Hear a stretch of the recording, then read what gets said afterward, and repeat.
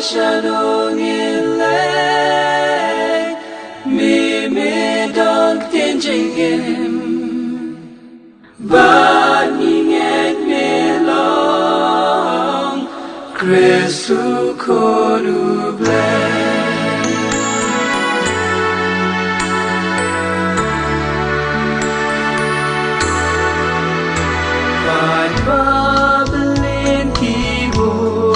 Trai baksa ki hajar go sha Shillong du liao ki wan ban ku bat ban jing mo shano leit me don't think him but ngan me long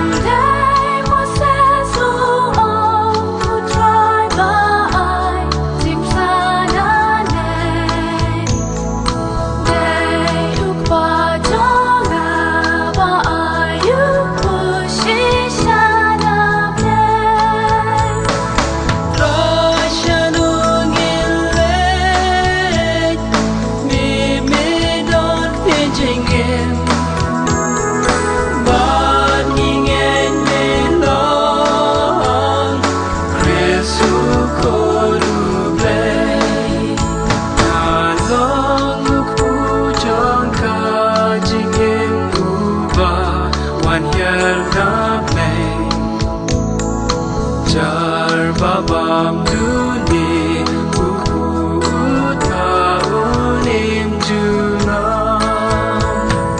Trai Shillong leit me don't think him but ngan me long Christu konuble.